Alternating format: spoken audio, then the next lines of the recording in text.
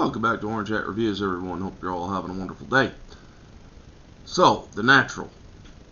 This movie is actually a movie that I really enjoy because it shows what humility can gain you, however, what ambition can cost you. And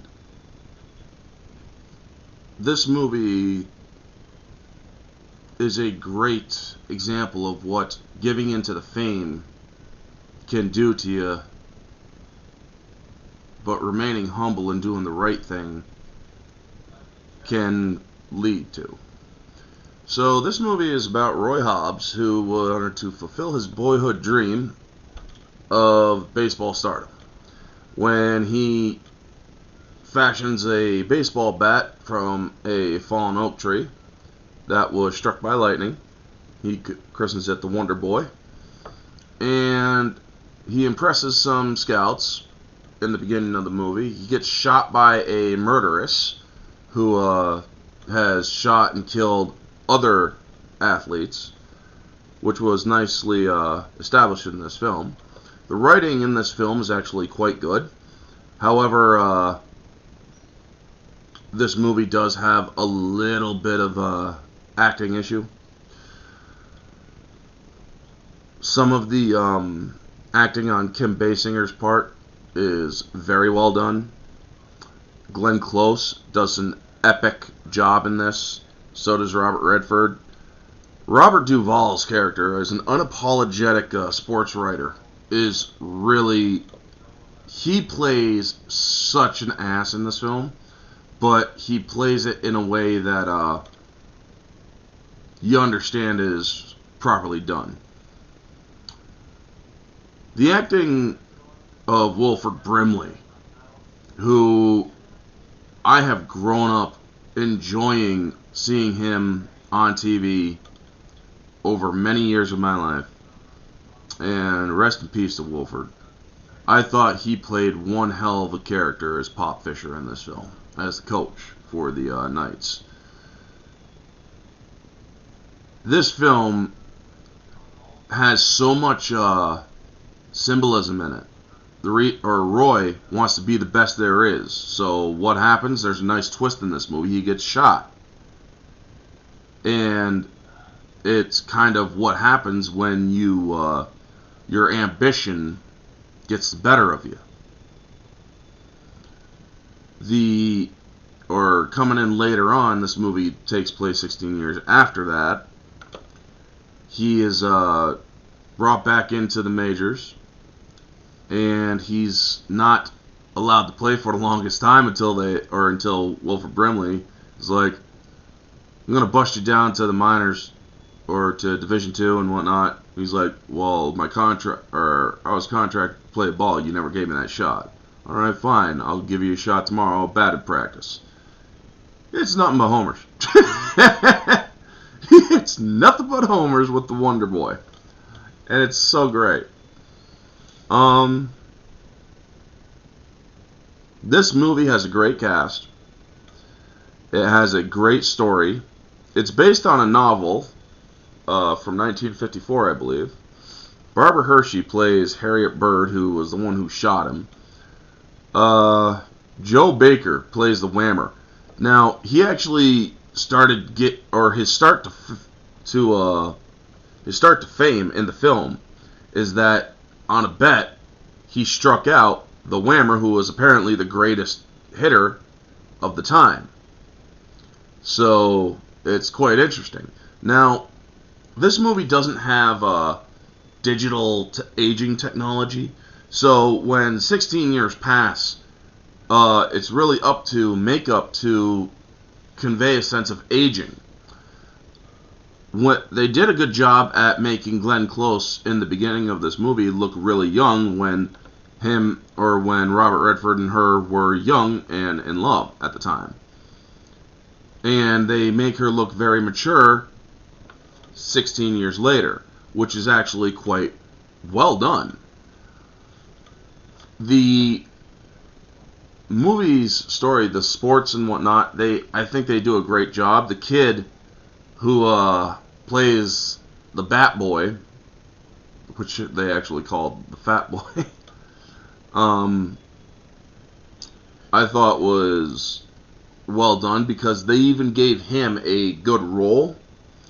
And it's just, I thought that was really well done for him because he also makes a bet with Robert, the Savoy Special. Because even when you have humility in your life, those who are not humble will strive to ruin you because they can't attain what you have. They can't buy you. And that is one of the greatest things about Robert Redford's character. After learning that his ambition cost him a lot from the events earlier in the film, he stays as mysterious as can be. He puts on a humble front, which turns out it's not a front. He's learned from his mistakes. He's learned from what his ambition had cost him when he got shot in the gut. And the ending, where he is in his very last game, with risk to his life, because the bullet was a silver bullet that he got shot with, and it was bleeding into his gut for 16 years. The silver has been leaching into him, poisoning him, essentially. So the general consensus is it's either play and risk killing yourself, or quit and live a longer life. However, the story takes a great twist, which I absolutely love. Glenn Close and Robert Redford worked very well in this film as the characters that were together in the beginning of the film. They drifted apart. When I was watching this, the first time I ever saw this was in elementary school. They cut out one scene with Kim Basinger dropping trowel, but this film did have a great story of how he would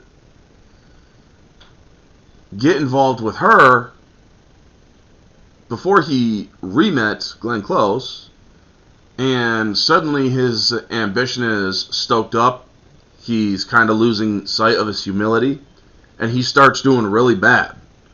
Once he gets away from her is when he's struggling, but then re-seeing Glenn Close, he gets back his humility. He learned, because this is somebody from his past, he knows her, he loved her, and he still does love her.